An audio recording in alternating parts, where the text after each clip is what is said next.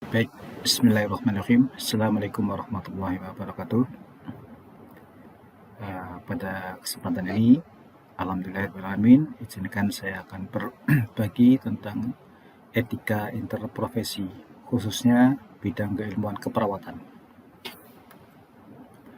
Di dalam praktek keperawatan, kita ketahui bersama bahwa seorang perawat akan praktek memberikan pelayanan keperawatan bisa dilakukan di tatanan klinik maupun komunitas. Sedangkan di komunitas sendiri terbagi menjadi masyarakat, keluarga maupun gerontik, ataupun misalnya kita kenal adanya panti ya. Nah, pada kesempatan ini saya ingin menerangkan bahwa di dalam praktek keperawatan itu tentu kita harus menerapkan kode etik profesi. Nah, di dalam kode etik profesi ini kita bisa ketahui apa itu, yaitu adalah standar profesional yang digunakan sebagai pedoman perilaku dan menjadi kerangka kerja untuk membuat keputusan. Nah, dari definisi ini maka kita bisa mengambil kesimpulan bahwa setiap yang dilakukan oleh perawat itu harus berdasarkan keilmuan. Setiap keputusan yang diambil perawat itu berdasarkan evidence base. Nah, sehingga seorang perawat profesional ketika dia melakukan care provider atau pemberi pelayanan, maka harus betul-betul sesuai dengan kaidah keilmuan, harus betul-betul sesuai dengan evidence based practice yang ada di saat ini ya. Artinya memang kita bisa merujuk di jurnal, merujuk ke studi empiris ya, sehingga perawat ini dapat melakukan performanya secara baik dan ketika mengambil keputusan pun keputusan yang tepat. Nah, kemudian di dalam definisi tersebut agak ada yang menjelaskan bahwa kode itu adalah seorang perawat selalu berpegang teguh terhadap kode etik sehingga kejadian pelanggaran etik dapat dihindarkan. Nah, ini tentu juga akan secara tidak langsung memberi perlindungan kepada diri perawat itu sendiri agar tidak terjadi sebuah malpraktek. Apabila kita melakukan keputusan yang salah, ya, bisa jadi kita ini disebut sebagai malpraktek. Nah, apabila seorang perawat mengambil keputusan yang salah pun nanti bisa juga terjerat dalam sidang etik. Nah, karena kita di dalam proses etik ini kita tidak hanya benar dan salah, tetapi harus memperhatikan baik buruknya terhadap keselamatan pasien.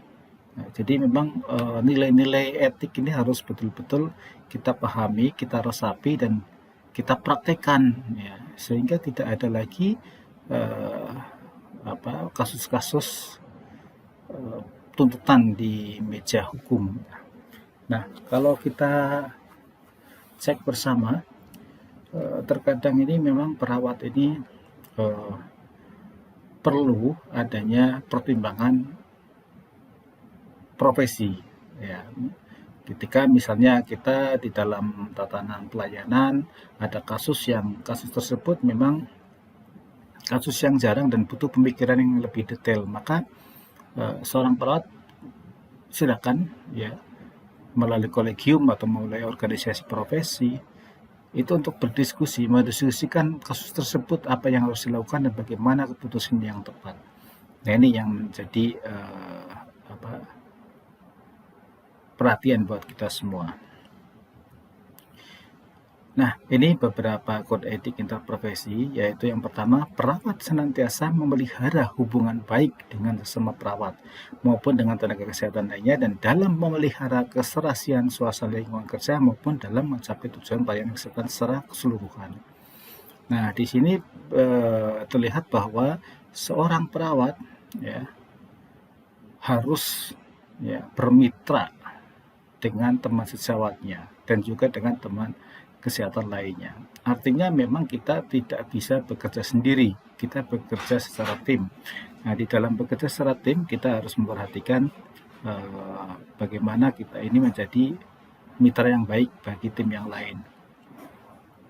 Nah, di dalam hubungan ini maka kita harus secara profesional sehingga kita dapat dipandang oleh profesi lain itu menjadi profesi yang profesional pula.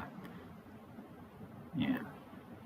Nah, kemudian di dalam kode etik interprofesi juga di situ diterapkan perawat bertindak melindungi klien dari tenaga kesehatan yang memberikan pelayanan kesehatan secara tidak kompeten, tidak etis dan ilegal. Nah, ini bisa mungkin saja meskipun memang kasusnya jarang ya. Tapi apabila itu terjadi maka kita wajib ya melindungi klien dari tindakan tersebut ya. Ya bisa jadi itu ada kemungkinan ya itu terjadi. Ya, misalnya mohon maaf kalau di dalam peran pelayanan itu ada pihak-pihak yang mengambil keuntungan ataupun misalnya ya seperti katakanlah, mohon maaf ini saya ambil contoh misalnya ada satu profesi yang dia dituntut oleh rumah sakit ya, misalnya harus segera BEP atas adanya pembelian sebuah peralatan yang kemudian rumah sakit itu mengintervensi satu profesi yang dimana kemudian dampaknya kepada klien ini kan juga perlu kita pilih. Misalnya yang dia harusnya tidak sesar tapi harus disesar misalnya ya. Nah, maka ini menjadi bahan untuk kita advokasi, kita lindungi ya. Jadi kalau itu memang tidak ada indikasi ya kita harus bela. Beda kalau misalnya memang itu ada indikasinya. Nah, kemudian ada lagi yang lain bahwa perawat mempunyai peran utama dalam menentukan standar pendidikan dan pelayanan keperawatan, serta menerapkannya dalam kegiatan pelayanan dan pendidikan keperawatan. Nah, pada saat kita praktek bersama antar profesi keperawatan, maka kita harus bersama-sama menentukan standar pelayanan dan bersama-sama pula menerapkannya, ya, baik di pelayanan maupun di pendidikan. Nah, kemudian yang berikutnya adalah perawat berperan aktif dalam berbagai kegiatan pengembangan profesi keperawatan. Artinya memang kita harus selalu mengembangkan keilmuan kita, ya, berperan serta aktif dalam berbagai kegiatan, baik itu misalnya diskusi kasus, pertemuan ilmiah, seminar, workshop. Nah, ini harus kita selalu. Nah, di dalam workshop tersebut kita akan bertemu interprofesi. Nah, disitulah kita juga harus secara bersama-sama saling berkoordinasi untuk mengembangkan keilmuan keperawatan. Baik, saya lanjutkan. Masih terhadap interprofesi ya, perawat berpartisipasi aktif dalam upaya profesi untuk membangun dan memelihara kondisi kerja yang kondusif demi terwujudnya asuhan keperawatan yang bermutu tinggi. Ini saya rasa terkait dengan akreditasi ya, di mana sebuah tempat pelayanan itu agar terstandar maka harus memenuhi kriteria-kriteria akreditasi, misalnya ISO ataupun akreditasi yang lain ya, untuk membangun dan memelihara kondisi kerja yang kondusif ya.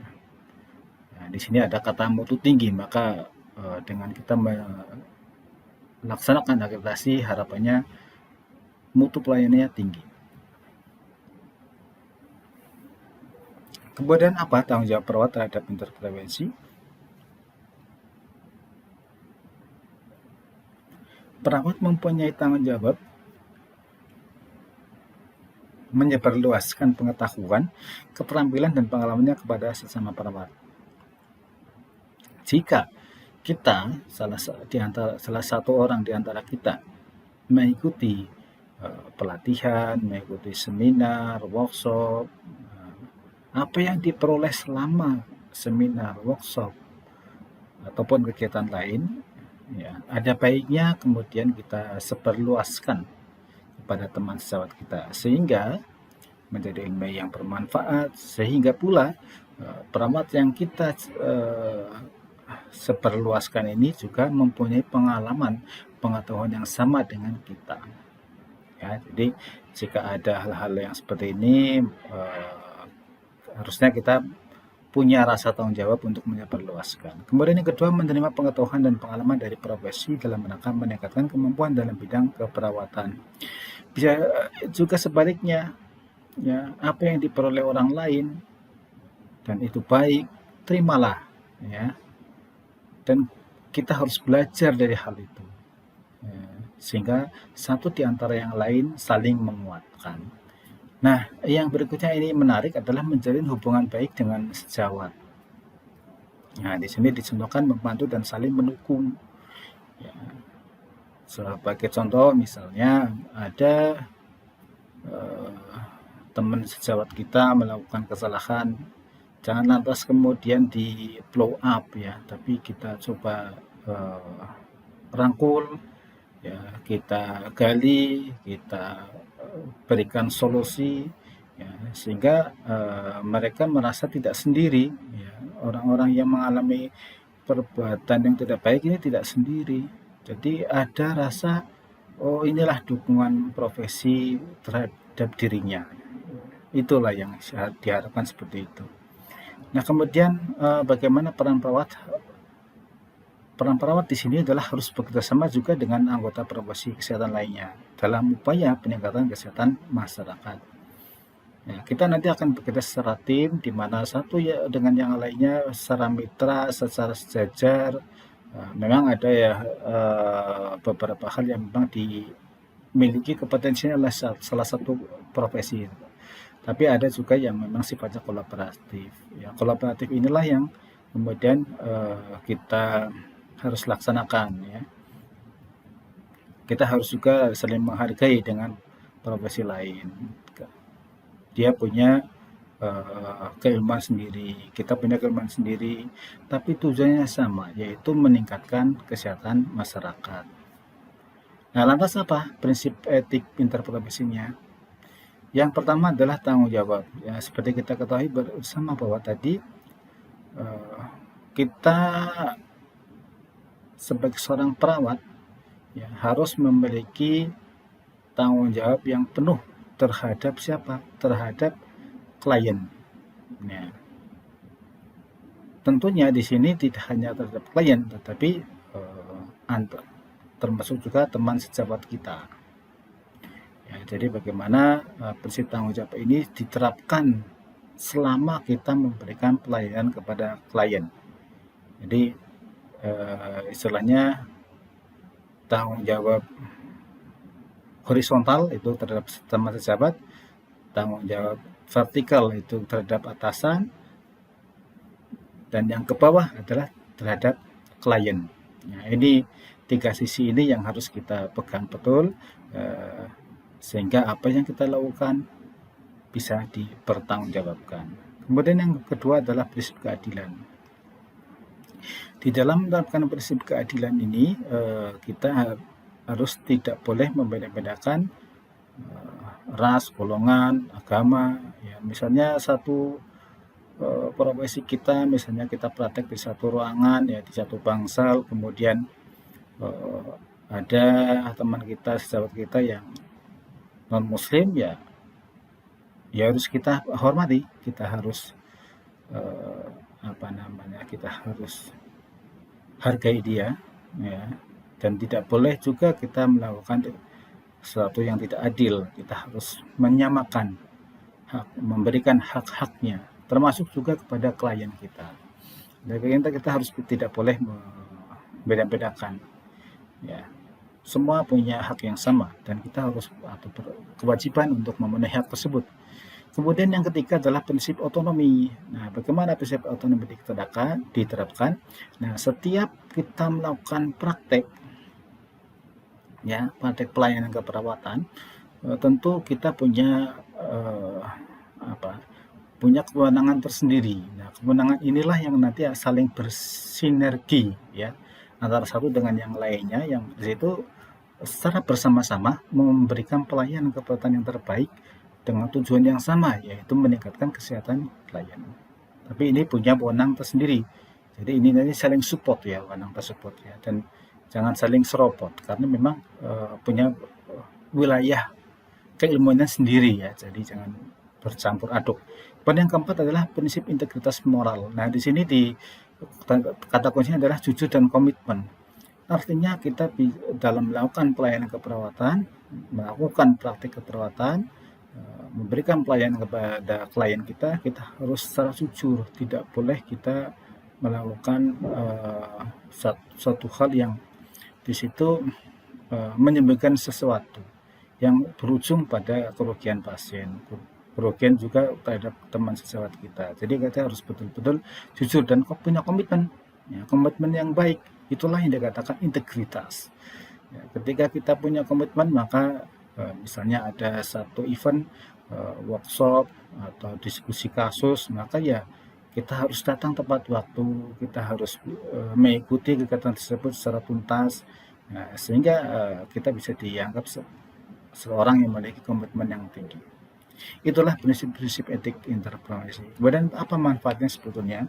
Manfaat ketika kita menjaga etika interprofesi, secara internal kita tentu akan meningkatkan rasa persatuan antara perawat. Ya, ketika kita saling menjaga, saling mendukung antara satu dengan yang lainnya, saling merangkul, maka niscaya ini akan meningkatkan rasa persatuan antar perawat. Tidak ada lagi kemudian satu kesalahan perawat itu di blow up oleh temannya sendiri ya. Dengan seperti ini niscaya jiwa persatuannya akan meningkat. Kemudian apa manfaat bagi klien? Tentunya dengan kita melakukan atau menjaga etika interprofesi ini, maka klien kita, baik itu individu, keluarga maupun masyarakat, memperoleh pelayanan sesuai kebutuhannya. Karena kita sejak awal mempertimbangkan pelayanan itu harus sesuai standar, harus sesuai evidence base, harus sesuai dengan keilmuan terkini. Nah, disitulah maka klien kita akan memperoleh pelayanan sesuai dengan kebutuhannya. Kemudian yang ketiga adalah bebas dari risiko malpraktek dan syaratan hukum. Ya, seperti tadi saya sampaikan, ketika kita melakukan suatu pelayanan keperawatan sesuai keilmuan, kaidah keilmuan, sesuai dengan evidence based practice, maka risiko-risiko malpraktek ini tidak akan terjadi karena sudah ada studi empirisnya yang sudah diterapkan. Dan tentunya kalau kita bebas dari risiko malpraktek, juga bebas juga terhadap jeratan hukum. Demikian manfaat etika interprofesi.